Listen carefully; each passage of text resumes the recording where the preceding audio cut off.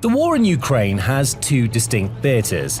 The first is the brutal war of attrition being waged on the battlefield, where hundreds of thousands of troops face off against each other across an extended 1,000-mile front line.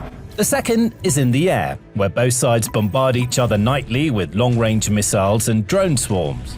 The near-constant bombardment is designed to inflict so much damage to the other side that continuing the war becomes unfeasible, regardless of progress on the ground.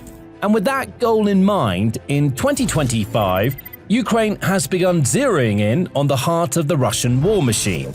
So let's look what's on their radar and why it's made a significant difference. In many ways, air superiority has become one of the more critical aspects of the war. On the ground, neither side appears to have the numbers or resources for more than a slow, bloody grind forward, at best. At the current rate of advances, it would take years, if not decades, for either side to secure a decisive victory territorially. But in the air, Ukraine has made monumental strides. They've been striking targets both in the occupied territories in the Donbass, Crimea, Kherson, and Zaporizhia Oblast, and ever deeper inside Russia since 2022. But they seriously picked up the pace in the early summer of 2025, with primary targets in three categories. First, it targeted military facilities or sites within the military-industrial complex, such as factories that produce military equipment or components. According to a recent report compiled by Ukrainian website United 24 Media, a total of 132 military facilities were hit during 2025, including 91 strikes on military-industrial complex facilities, 25 strikes on overt military facilities, and 16 strikes on airfields. That's one successful strike on a major military target every 3 days. The most famous and likely consequential of these was the operation dubbed Operation Spiderweb, carried out on June 1st. Ukrainian intelligence services smuggled dozens of drones into Russia and assembled them into specially designed launcher trucks. The trucks were then driven close to critical Russian air bases, where the Russian fleet of strategic nuclear bombers was housed, and the drones were then launched at them. The attack caught the Russians completely by surprise. The bombers were standing out in the open, unprotected, in line with the recently expired New START nuclear arms control treaty, which compelled both the US and Russia to park their bombers in places where they can be seen by satellite surveillance. By the time the dust had settled, at least 7 Tu-95 and Tu-22 M3 bombers had been destroyed or damaged, along with a couple of transport and early warning aircraft. 4 air bases in total were successfully hit: Belaya Air Base in Irkutsk Oblast, Olenya Air Base in Murmansk Oblast, Yagilevo Air Base in Ryazan Oblast, and Ivanovo Air Base in the oblast that shares the same name. Another critical air base struck by Ukraine was the Kanskaya Air Base in the Republic of Adygea. This key Russian Aerospace Forces, or VKS, rear logistics hub was attacked overnight on December 28. But it wasn't just air bases that Ukraine struck. It also targeted facilities that produce Russia's military equipment throughout the year as well, and to great effect. On May 28, for example, Ukrainian Special Operations Forces and Intelligence Services, or SBU, hit the Kronstadt plant in Dubna in Moscow Oblast. As the producer of Orion, Inokdet, Grom and Helios drones, among others, the troubled plant, which is undergoing all sorts of financial woes at the moment, is a critical node in Russia's UAV production chain. On the same night, in the same city, SBU units also struck the Raduga plant, manufacturer of cruise missiles like KH-101-555, KH-69, and KH-59MK missiles with which Russia regularly strikes Ukraine. On what was a particularly fiery night for the Russian military-industrial complex, particularly in the Moscow region, the UAV forces of the Armed Forces of Ukraine also struck the Angstram plant, which develops and produces microelectronic components widely used by the Russian military. Later, on July 26, Ukrainian drones reportedly hit and damaged 2 buildings at the Signal plant in the city of Stavropol. The plant is one of Russia's leading producers of electronic warfare equipment, including radar, radio navigation, and remote-controlled radio equipment.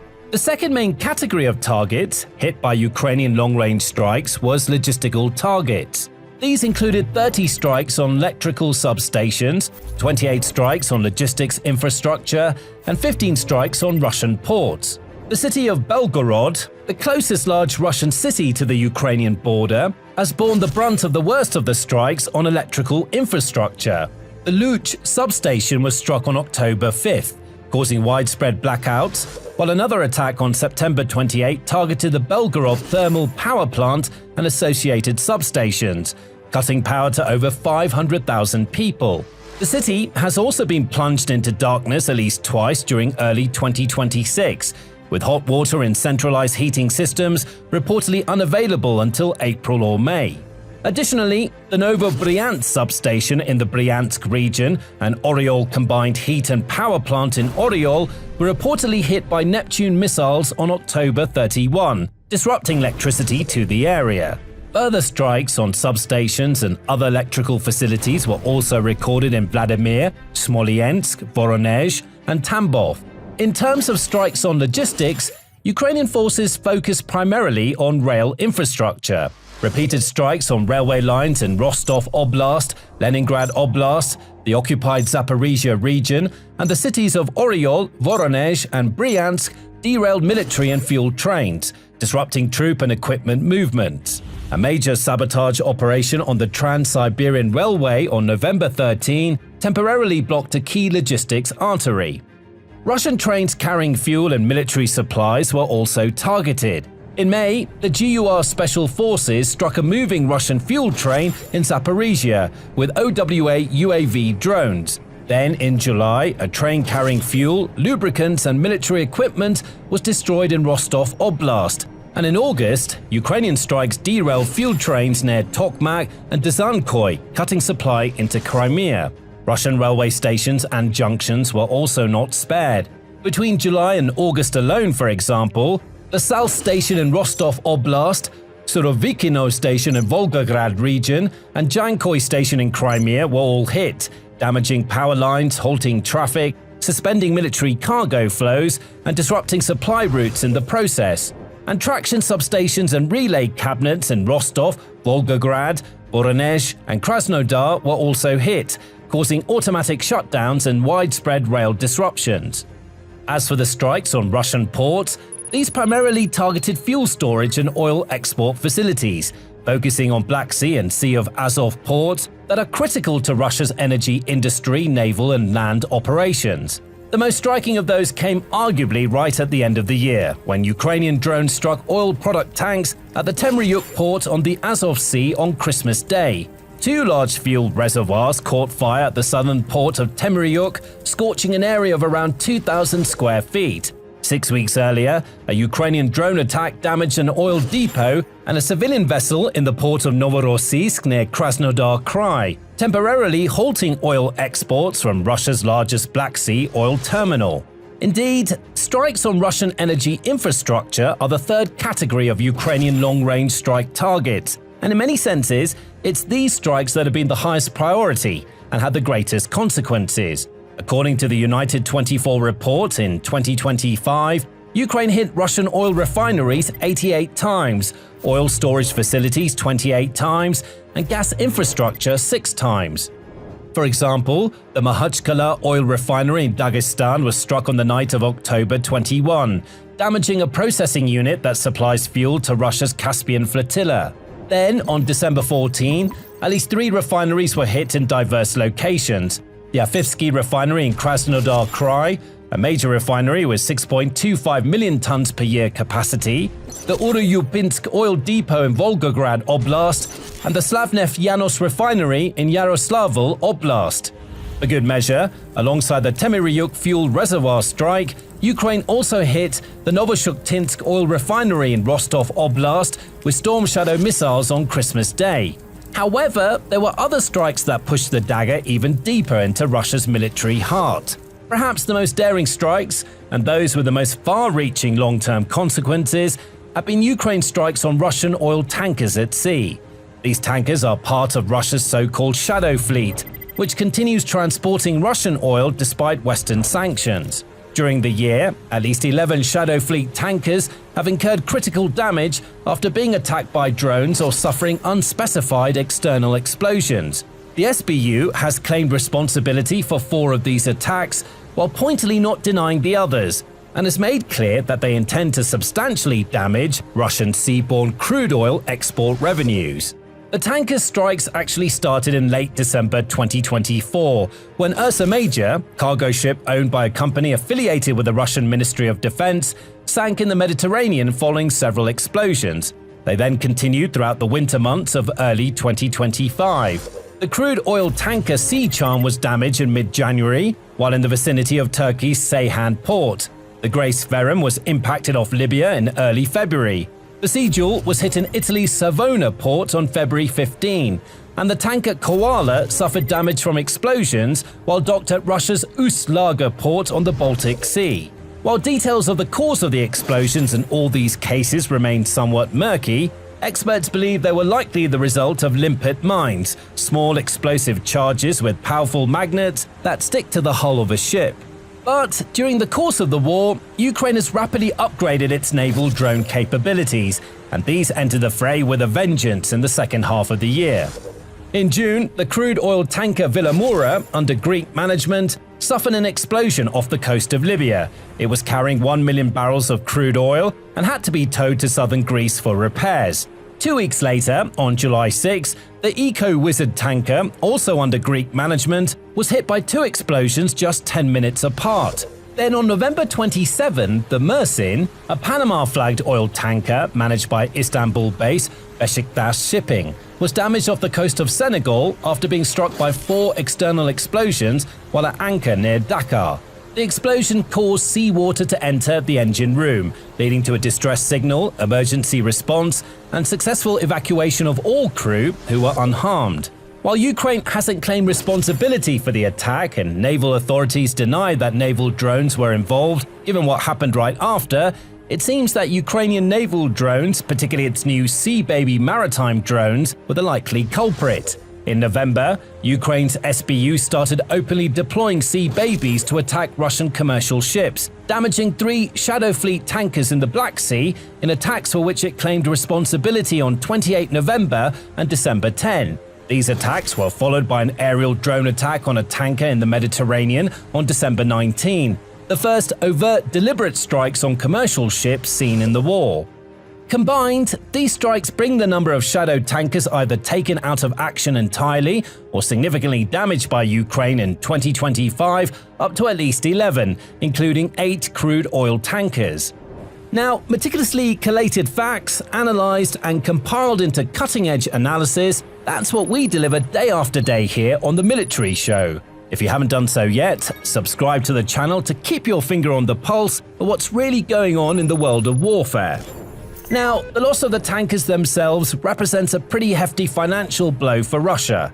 While most of the tankers in Russia's Shadow Fleet are estimated to be pretty long in the tooth at around 15 years old, replacing one is likely to set them back around $59 million each. At current oil prices, a tanker sunk while carrying a cargo of 2 million barrels of Russian Urals crude would cost Russia over $200 million. According to S&P Global, in September 2025, the Russian Shadow Fleet comprised 978 tankers with over 27,000 deadweight tonnage, representing a combined capacity of 127 million deadweight tons, or approximately 18.5% of the global oil tanker fleet. On the face of it, Ukraine has a long way to go before making a meaningful dent in that. However, not all tankers are used as prolifically as others. Based on their history, the majority of the tankers hit by Ukraine appear to be part of a much smaller group of tankers that make multiple Russian port calls a year, which the Kyiv School of Economics referred to as the core of Russia's Shadow Fleet. If that assessment is accurate, the tankers damaged or disabled in the last year may represent up to 10% of the total fleet, a potentially significant economic result. But the fallout from these attacks for Russia doesn't stop there. Insurance markets reacted strongly to the strikes, with rates for ships trading in the Black Sea increasing by as much as 300% in early December and doubling again in January. Russian seaborne crude exports via the Black Sea have plunged by 30%. And Besiktas Shipping, one of Turkey's largest tanker operators, including the Mersin and several other vessels sanctioned by Ukraine, announced that it will no longer transport Russian cargoes after the attack on the Mersin, citing untenable risks. Bottom line, it's basically become a lot more dangerous and expensive for Russia to export its oil. And that's the basic idea with all of these strikes, which former SBU chief Vasyl Malyuk famously dubbed kinetic sanctions, to starve Russia's war machine by cutting off access to revenues from its oil and gas exports. As little as a decade ago, the Russian economy was deeply dependent on revenues from energy exports, prompting the late US Senator John McCain to state in 2014 that Russia is a gas station masquerading as a country. Others like futurist Yuval Noah Harari, US Representative Denny Heck, and former EU foreign policy chief Josep Borrell expanded the notion, contending that Russia is a gas station with nukes or derivatives of the statement. Up to half of Russian state revenues were derived from oil and gas exports in the mid-2010s. However, that share has declined steadily and significantly over the years as Russia has increasingly diversified its economy. In 2024, oil and gas revenues reached 11.1 trillion rubles, around $120.3 billion, representing 30% of the federal budget, a 60% decline over little more than a decade. Officially, Russia's defense budget for 2025 was 13.5 trillion rubles, around $177 billion at current exchange rates. However, some estimates place total military and security spending as high as 16.8 trillion rubles, around $220 billion, when broader categories like internal security and classified items are included. Under this expanded definition, military spending increased by almost 70% in 2024. At those levels of spending, Russia's oil revenues clearly aren't sufficient to cover the cost of its war in Ukraine, with government funding sources shifting toward domestic taxation and an expanded export base rather than oil and gas revenues. Still, in 2025, the cost of the Ukrainian strikes on Russia's oil revenues quickly tallied up, increasing the urgency of diversifying its funding sources. According to Yevgeny Borovikov, Deputy General Director of leading Russian insurance broker Mainz, the Russian oil sector incurred more than $13 billion in direct and indirect losses as a result of Ukrainian drone attacks in 2025. The direct financial damage to oil and gas facilities from drone and missile strikes exceeded 100 billion rubles, approximately $1.3 billion, with lost revenue and indirect impacts bringing the total cost to over 1 trillion rubles, around $13.1 billion at today's rates. Consulting firm Argus reported a sharp decline in crude oil deliveries via pipelines to Russian refineries, which dropped to their lowest level in 15 years. In 2025, Russian refineries received 228.34 million tons of crude oil, 1.6% less than in 2024. Total domestic refining output fell by 1.7%, down to 262.3 million tons. Additionally, Russian insurance companies faced a surge in claims under terrorism and sabotage risk categories. According to a February 2026 report in the Russian financially focused website Kommersant, payouts in these categories exceeded the total value of premiums collected. Alexei Kotoyansky, head of corporate underwriting at insurer Saglesier, corroborated this fact, stating that the loss ratio on relevant insurance portfolios increased tenfold, with premiums no longer covering the volume of payouts. Insurance broker Remind reported a significant rise in the frequency of incidents and claimed that average losses from a single refinery attack often reached $5 to $10 million. Taken together, it's easy to conclude that the kinetic sanctions are working, and Ukraine is winning the war in the air.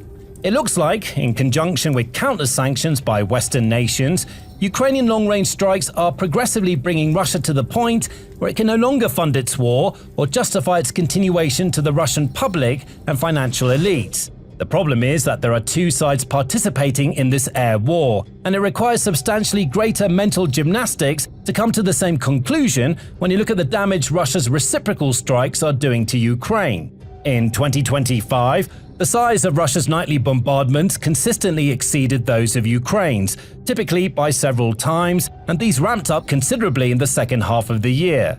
That was in response to Ukrainian summertime attacks on Russian oil infrastructure that temporarily caused petrol shortages, a ban on petroleum exports, and queues at the pump in multiple regions. According to data compiled by United 24, Russia launched around 2,400 missiles and more than 100,000 drones of various types during long-range strikes in 2025.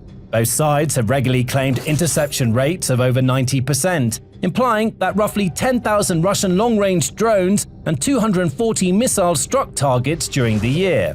Those are sobering numbers compared to the Ukrainian figures, especially when you consider how much larger Russia is than Ukraine. Not only is Russia landing many more blows, but the mere fact that Russia has 3 times the population and infrastructure spread out across such vast territory makes it that much more difficult for Ukraine to make a meaningful and long-lasting dent. Due to strict censorship of Russian strike results in Ukraine, it's very difficult to get an accurate handle on how much damage was caused by the many hundreds of strikes on Ukrainian military infrastructure and military-industrial complex claimed by Russia. But the fact that Ukrainian drone manufacturing, for example, takes place in top-secret circumstances for fear of Russian strikes speaks volumes. By contrast, Russian drone factories like Kronstadt and Allerberger stand out in the open for Ukrainian drone operators to see. But while military damage remains a subject of speculation for now, the growing humanitarian catastrophe caused by relentless Russian strikes on Ukrainian energy infrastructure, right in the middle of a winter where temperatures in Ukraine have regularly dropped below 14 Fahrenheit, is plain to see. By January 2026, Ukraine's available generating capacity had dropped from 33.7 GW to about 14 GW, roughly one-third of pre-invasion levels, including the destruction of 90% of thermal power generation, 50% of hydropower installations damaged, and 40% destroyed. Already, the energy sector's long-term reconstruction needs are estimated at $68 billion, and the nightly strikes continue unabated. As a result, basic things like electricity, heating, water coming out of the taps, and a working sewage system have become luxuries for the majority of ordinary Ukrainians. More than 600 residents of Kyiv, roughly 1 in 5, have reportedly heeded Mayor Vitaly Klitschko's call to flee the city for the winter. Emergency power schedules have been in operation across the country for weeks, with no end in sight, with most regions on most days lucky to see 4 hours of power a day. As you can imagine, trying to keep an economy afloat in these circumstances, let alone live with a modicum of comfort, is challenging to say the least. Millions of city residents around the country have been left without heat for days on end, with sewage freezing in the pipes in many buildings as a result. This has forced some residents to resort to emergency measures like using cat litter when nature calls. As Desnyansky District State Administration Maxim Bukhmatov recently bluntly spelled out, it's unpleasant, humiliating, and un-European, digging holes, installing portable toilets, using plastic bags and cat litter. But you have to survive. Pipes are already bursting in the Golosiye and shit is pouring out of the windows.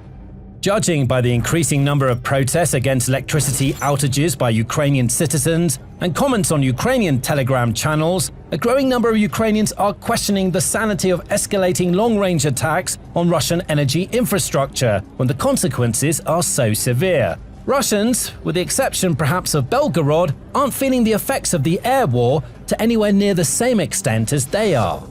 So, will economic sanctions and kinetic sanctions, coupled with military stagnation, bring Russia to its knees in 2026, as we discussed in this recent video? Or will armies of freezing Ukrainians armed with bags full of used cat litter force the Ukrainian government into an unfavorable conclusion to the war? Subscribe to this channel to stay informed as the situation develops and not miss out. Thanks for watching.